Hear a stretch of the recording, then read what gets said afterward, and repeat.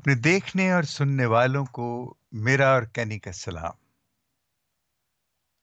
ہم آپ کو باپ اور بیٹے روح القدس کے نام میں خوش آمدید کہتے ہیں۔ آج کلیسیائی کیلنڈر کا تیسرے سال کا 21واں اتوار ہے، اور اس 21ویں اتوار میں، اور یہ عام اتوار ہے حسب معمول، جیسے ہم کہتے ہیں یہ عام اتوار بڑا خاص اتوار ہے، بلکہ ہر عام اتوار ہی بڑا خاص اتوار ہے۔ میں ہمیشہ یہ گلہ کرتا ہوں کہ پاکما کلیسیا نے اس کو عام اتوار کیوں کہا ہے۔ یہ اتوار تو اس قدر، مطلب عام اتوار اس قدر اہم ہوتے ہیں کہ یسوع خود بذات خود آ کے ہم سے مخاطب ہے اور ہمیں بتا رہا ہے، تو اس سے بڑھ کے اور کیا چیز ہو سکتی ہے۔ بہرحال یہ کلیسیا نے کچھ سوچ کے یہ کیا ہے، ہم اسے خاص اتواری سمجھیں گے۔ تو جائیے اپنی بائبلز لے آئیں، اور ہم پھر، میں آپ کو حوالے دیتا ہوں اور پھر ہم اس کے بارے میں سوچ بچار کریں گے۔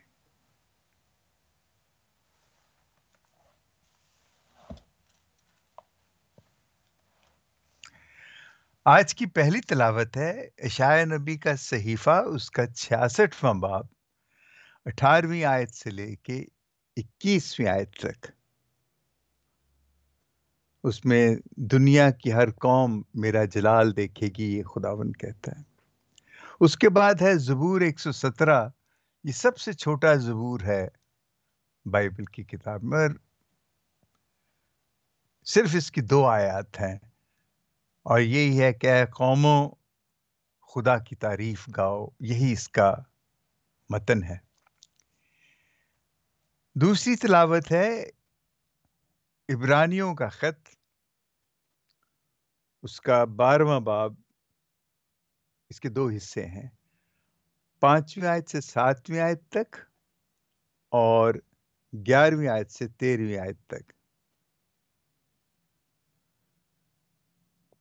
اور آج کی انجیل جلیل ہے مقدس لوقا کی انجیل، اس کا 13واں باب، 22ویں آیت سے 30ویں آیت تک۔ تو لیجئے ہم پہلے انجیل جلیل کی تلاوت کریں اور دیکھیں کہ انجیل ہمیں کیا فرماتی ہے۔ لکھا ہے، اور وہ یروشلم جاتے ہوئے شہر شہر اور گاؤں گاؤں پھر کر تعلیم دیتا تھا، اور کسی نے اس سے کہا کہ اے خداوند، کیا نجات پانے والے تھوڑے ہیں؟ اس نے ان سے کہا، جہاں فشانی کرو کہ تم تنگ دروازے سے داخل ہو، کیونکہ میں تم سے کہتا ہوں کہ بتیرے کوشش کریں گے کہ داخل ہوں، مگر ہو نہ سکیں گے۔ جب گھر کا مالک اٹھ کر دروازہ بند کر چکا ہو تو تم باہر کھڑے ہو کر یوں کہتے ہوئے دروازہ کھٹکھٹانا شروع کرو گے کہ اے خداوند، ہمارے لیے کھول دے، اور وہ جواب دے کر تم سے کہے گا کہ میں تمہیں نہیں پہچانتا، تم کہاں کے ہو؟ تب تم کہنے لگو گے کہ ہم نے تیرے حضور میں کھایا پیا اور تو نے ہمارے بازاروں میں تعلیم دی۔ لیکن وہ تم سے کہے گا، میں تمہیں نہیں پہچانتا، تم کہاں کے ہو؟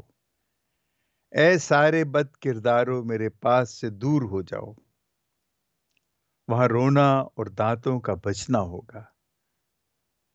جب ابراہیم اور اسحاق اور یعقوب اور سب نبیوں کو خدا کی بادشاہی میں شامل اپنے آپ کو باہر نکلا ہوا دیکھو گے، اور مشرق، مغرب، شمال، جنوب سے لوگ آ کر خدا کی بادشاہی کی ضیافت میں شریک ہوں گے۔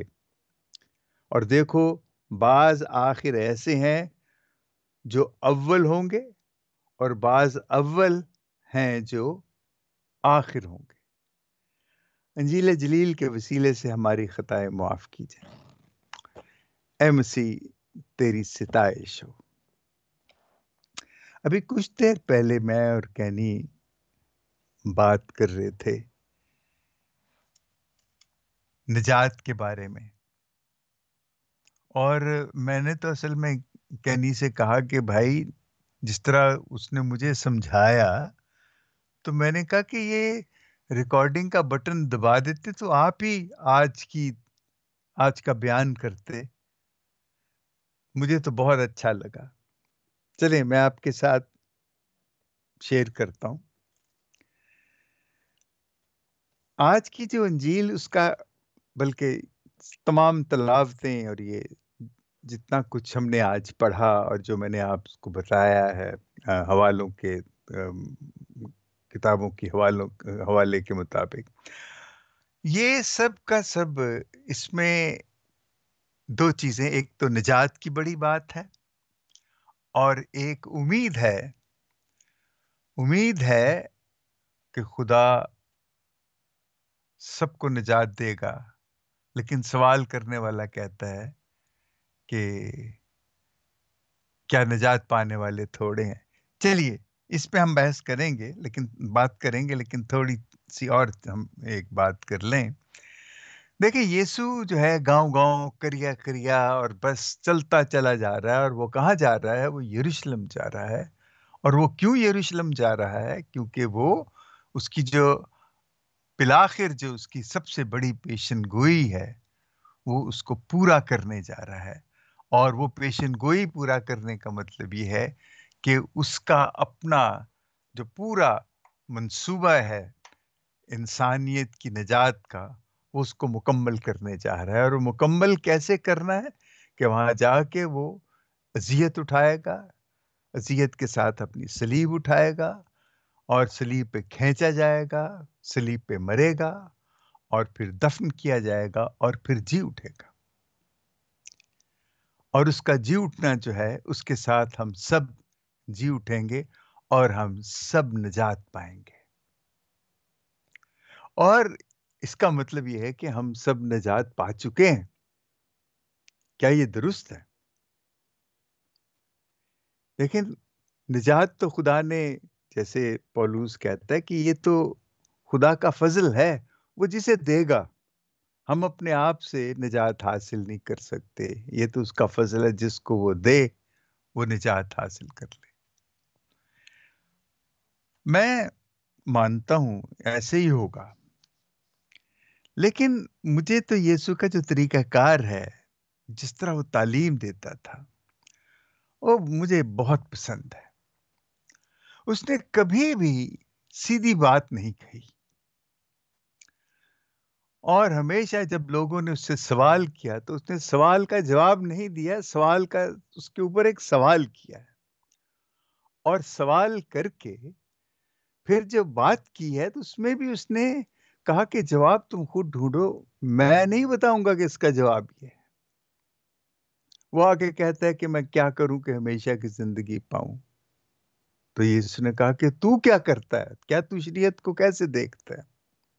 تو ٹھیک ہے، پھر اگر تو سمجھتا ہے تو کر. اور پھر یہ اس میں میرا پڑوسی یا تیرا پڑوسی کون ہے؟ ہم میں سے بڑا کون ہے؟ اور اس طرح کی بے شمار باتیں ہیں. اور آج بھی وہ پتہ نہیں پیچھے کیا گفتگو ہو رہی ہوگی. یسوع یہی کہہ رہا ہوگا، نجات کے بات کر رہا ہوگا. تو وہ کہتا ہے کہ کیا نجات پانے والے تھوڑے ہوں گے؟ تو یسوع نے یہ نہیں کہا ہاں یا نہ. اس کا جواب ہمیشہ ایک اوپن کوشچن ہوتا تھا. یعنی وہ سوال کے جواب میں سوال، ایسا سوال کہ جو ختم نہیں ہوتا، اس کی وضاحت ہوتی ہی چلی جاتی ہے. اور آج بھی یہی ہوتا ہے. یسوع جب وہ کہتا ہے کہ کیا نجات پانے والے تھوڑے ہوں گے، تو یسوع کہتا ہے کہ جاں فشانی کرو. ان سے کہا جاں فشانی کرو، تم تنگ دروازے سے داخل ہو، کیونکہ میں تم سے کہتا ہوں کہ بتھیرے کوشش کریں گے داخل ہو مگر ہو نہ سکیں گے. اور اس کے ساتھ وہ یہ تنگ دروازہ نجات، اس کا مطلب نجات کوئی تنگ دروازہ ہے؟ کیا یہ اتنی مشکل چیز ہے؟ اور چونکہ یسوع جہاں جا رہا ہے، دیکھیں یسوع کی زندگی جو ہے وہ ہمیں اصل میں بتاتی ہے کہ ہم نے کیسے یہ جو زندگی خدا نے ہمیں دی ہے اس کو کیسے گزارنا ہے.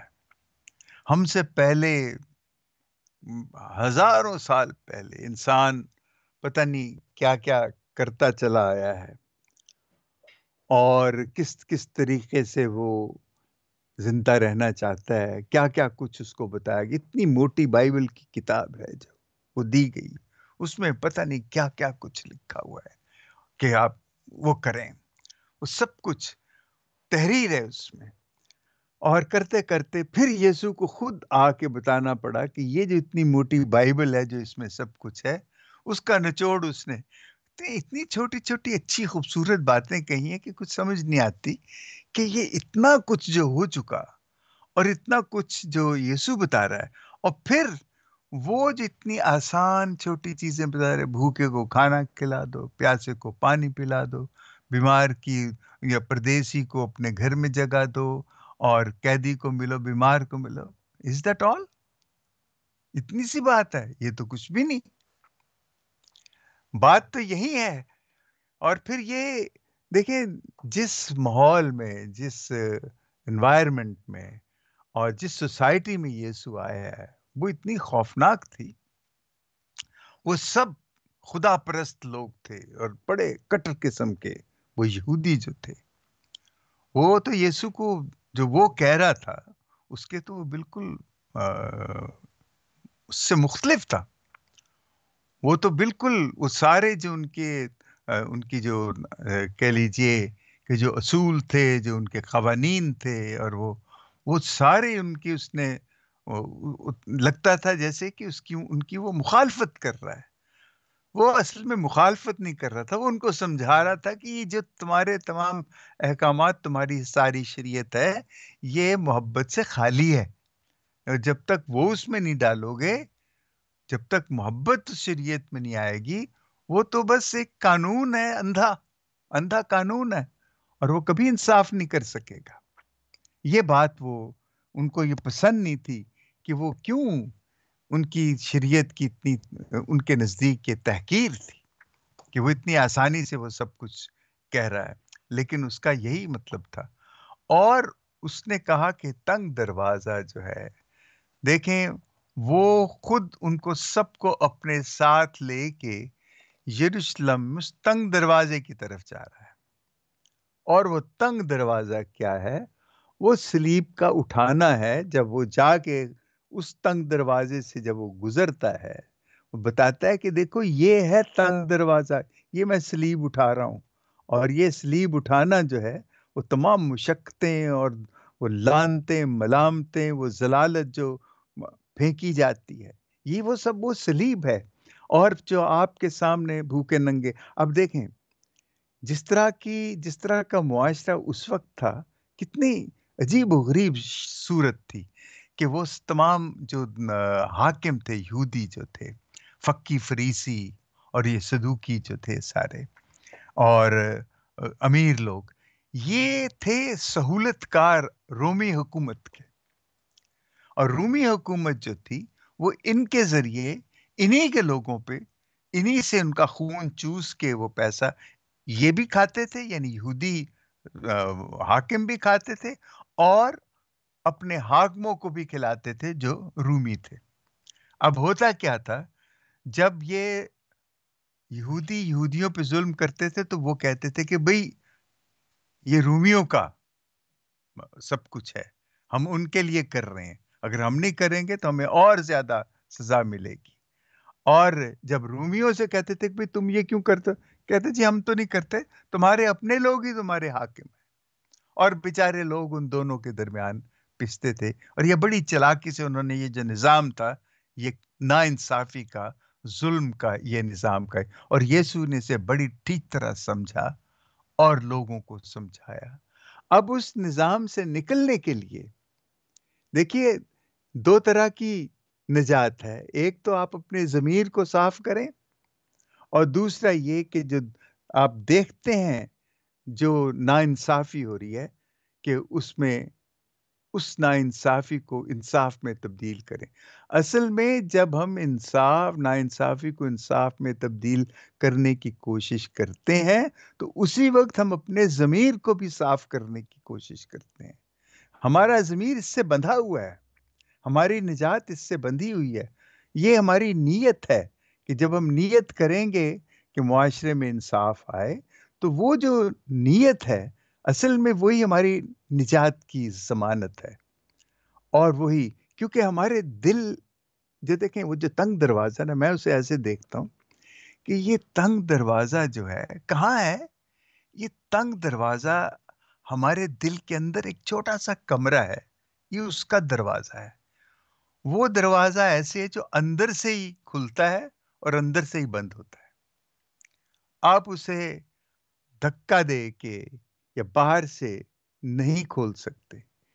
دل کے اندر دل کی چابی دل میں ہی، جس طریقے سے آپ اپنے دل کو جب اس محبت میں اور یسوع کی اس ساری سوچ جو اس کی ہے، اس بھوکے ننگے پیاسے محبت، یہ بڑی آسان اور معمولی چیزیں جو ہم بار بار سنتے ہیں، لیکن ہم یہ نہیں سمجھتے کہ یہ جو نجات کا اور یہ جو تنگ دروازہ ہے، اس میں داخل ہونے کی جب تک ہم عمل نہیں کرتے، جب تک ہم کرتے نہیں ہیں، نہ تو وہ دروازہ کھلے گا، کیونکہ وہ دروازہ نیت سے کھلتا ہے۔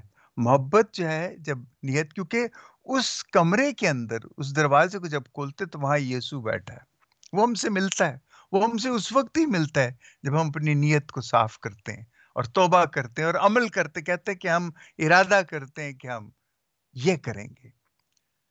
دیکھیں، گرجے میں بیٹھ کے بھی آپ نجات حاصل کر سکتے ہیں شاید، لیکن جو کچھ آپ گرجے میں حاصل کرتے ہیں جب تک آپ اس کو اپنی زندگی میں استعمال نہیں کرتے، آپ کو مجھے نجات نہیں مل سکتی۔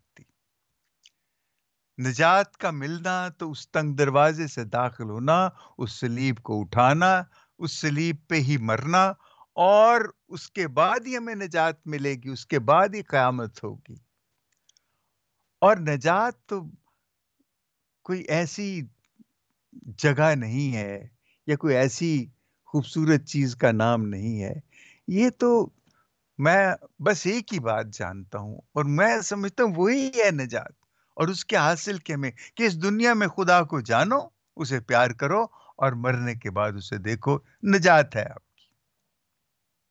اس کے علاوہ نجات نہیں، اور نجات اس کو حاصل کرنے کے لیے، خدا کو جاننے کے لیے انسان کو جاننا ضروری ہے کہ تو اپنے پڑوسی کو اپنے برابر اپنی مانند پیار کر، تو اپنے خدا سے اپنے سارے دل، جان، طاقت اور عقل سے پیار کر، اور اپنے پڑوسی کو اپنی مانند پیار کر۔ یہی صلیب ہے، یہی صلیب ہے، اور یہی ہمیں بتاتی ہے کہ اس کو اٹھاؤ گے تو دیکھیں، دکھیوں کے ساتھ دکھی ہونا، آپ ان کے دکھ کو دور تو نہیں کر سکتے، لیکن اس کے دکھ کو اپنا دکھ سمجھو تو اس کو پتہ نہیں کیا تسلی ملتی ہے کہ میرے ساتھ یہ کون آ گیا۔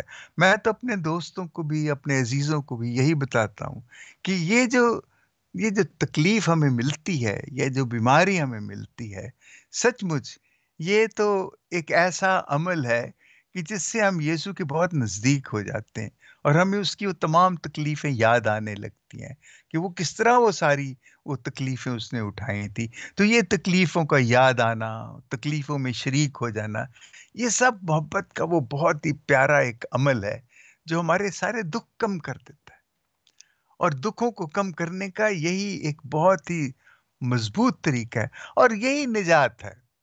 اس کے علاوہ نجات ٹیکنیکلی میں نہیں جانتا کہ کیا آ، نجات ہو سکتی، لیکن اس کے علاوہ میں یہ ضرور جانتا ہوں کہ محبت کی اس قوت کو حاصل کرنے کے لیے ہمیں بار بار یسوع کی اس قربانی کو یاد کرنا ہے، اور اس قربانی کو بہترین جگہ جو یاد کرنے کی ہے کہ وہ پاک یوکرست کی قربانی میں شریک ہو کے ہم اس قربانی کو دیکھیں، وہ الفاظ یاد کریں کہ یہ میرا بدن ہے، یہ میرا خون ہے۔ اس وقت تو ہمیں سمجھ نہیں آئی جب شاگردوں کو بتا، لیکن جب صلیب پہ مر کے وہ اپنا خون بہا رہا ہے تو ہمیں سمجھ آئی کہ وہ یہ ہے اس کا مطلب۔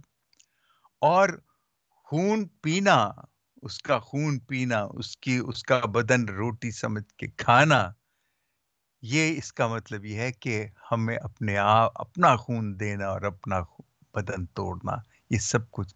اور نجات کے لیے یہی ہے، یہ اول آخر ہونے کا بھی یہی کہ جو بڑا سمجھتے ہیں وہ کیا ہے؟ بڑا وہی ہے جو اپنے آپ کو دوسروں کے ساتھ شیئر کرتا ہے، جو سچ، انصاف، محبت، آزادی کے لیے اپنے آپ کو قربان کرتا ہے، جو خدا کی محبت میں، انسانوں کی محبت میں اپنے آپ کو ختم کرتا ہے۔ یہ ہے نجات پانے کے طریقے، اور یہی ہے، اسی کے بعد ہی ہم خدا کو بھی دیکھیں گے، اس کے ساتھ رہیں گے، اس کو جانتے ہیں اگر تو، اور اس کے ساتھ ہی کرتے ہیں۔ باتیں تو یہ اتنی لمبی چوڑی ہو جاتی ہیں اور اتنا کچھ اس میں ہے، لیکن ایک ہی بات ہے، صرف ایک ہی بات ہے، اور وہ دیانتداری سے محبت کرنا، اور دیانتداری سے اس محبت میں اپنے آپ کو توڑنا، دیانتداری سے محبت میں اپنے خون کو دوسروں کی تکلیفوں میں شریک ہو جانا، شامل ہو جانا، دکھوں کو سمجھنا، اور ان کے ساتھ کھڑے ہونا کہ مضبوط ہوں، طاقت حاصل کریں۔ یہ وقت گزر جائے گا، اور اگر نہیں بھی گزرتا، ہم اسی میں مر بھی جاتے ہیں، تو ہم پھر بھی اس نیت کے ساتھ خدا کے پاس جا رہے ہیں کہ ہم نے اس تکلیف کو یہ جان کر سمجھا کہ یہی ہمارے لیے ضروری ہے، اور ہم اس سے نمٹنے کے لیے تیار ہیں۔ اور یہ جو ہمارے ساتھ، ہم ان کے ساتھ جو کھڑے ہو جاتے ہیں، یہ سارے یہ محبت کے اعمال ہیں، یہ محبت ہی کی شکلیں ہیں، اور ایسے کر کے ہی ہم نجات حاصل کر سکتے ہیں۔ اور مجھے بڑا پیار آتا ہے جب لوگ یسوع سے سوال کرتے ہیں، یسوع سوال کا جواب سوال سے دیتا ہے، تو اور اس کے بعد جو وہ باتیں کرتا ہے، وہ تو بیچارے بڑے پریشان ہوتے ہوں گے کہ یہ کیا باتیں کرتا ہے، لیکن پھر ان کو سمجھ آتی ہے۔ وہ سیدھے سادے، شاید اتنے پڑھے لکھے لوگ بھی نہیں ہیں، لیکن وہ جو فقی فریسی جو ہیں، وہ اپنی اس مکاری اور چلاکی کی وجہ سے وہ اپنی جگہ قائم ہے، اور وہ اس شخص کو، جسے وہ یسوع جانتے تھے، چاہتے تھے کہ اس کو اپنی راستے سے ہٹا دیں، اور وہ کیا انہوں نے۔ وہ سمجھے کہ اب وہ جیت گئے ہیں، لیکن اصل میں نجات تو اس کے مرنے کے بعد ہی شروع ہو گئی ہے۔ آج کا یہی ہے میرے بھائی اور بہنوں، ہم اس پہ تو بہت کچھ کہہ سکتے ہیں، لیکن اس وقت یہی ہے کہ ہم ضرور اس پہ سوچیں کہ یسوع کی جو یوکرس کی قربانی جس میں ہم شریک ہوتے ہیں، جب بھی ہم شریک ہوں تو یہ سوچیں کہ وہ دکھ تکلیف اور وہ قربانی جو اس نے دی ہے، وہ اصل میں اس نے کہا کہ یہ تم نے کرنا ہے میری یاد میں، یہی کرنا ہے، اور ہم یہی کرنے کی کوشش کریں۔ آمین۔ باپ اور بیٹے اور روح القدس کے نام میں، آمین۔